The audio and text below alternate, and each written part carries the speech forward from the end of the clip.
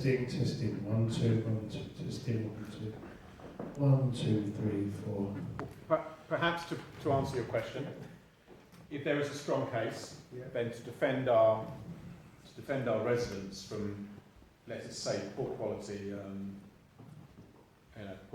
air, if there's an issue there, then we spend £120,000 as a local authority in respect of legal action to try and deal with an unauthorised traveller encampment in Waltham, St Lawrence.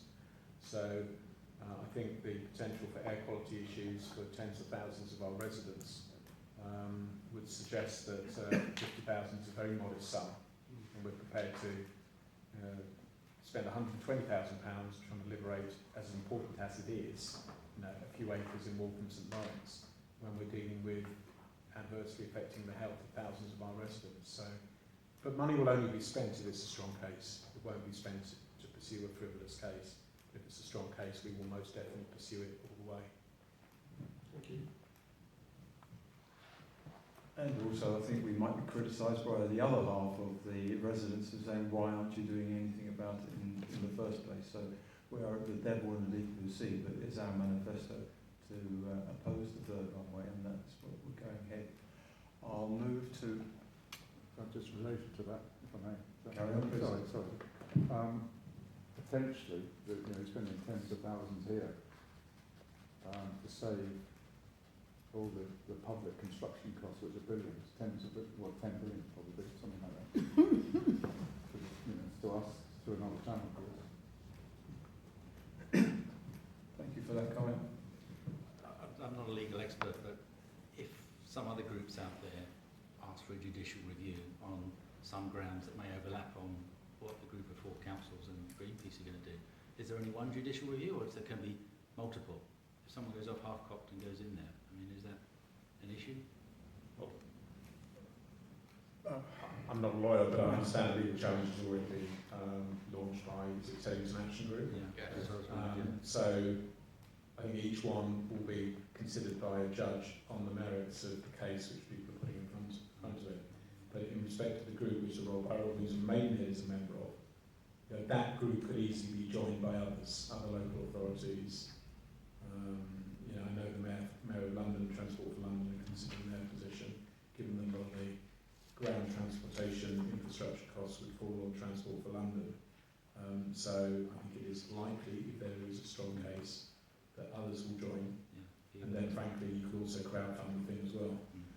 So I really don't think that funding of legal action is going to be a problem. That just answered my question. I was going to refer to tag action. So Councillor, can I just ask you, given the 3 points that you suggested earlier about where the challenge can be mounted, where and what is, on the other hand, Heathrow's position, who have suddenly gone hell for leather, new website, addressing people, if anyone is on Twitter, they are getting adverts all over the place, they are coming up with different figures for their poll, which one can't find actually what the basis for it are, and when you dig around it comes out that there was some betting man who has been doing it from putting it all together. There is no methodology defined, but they are going big time advertising what wonderful opportunity this is.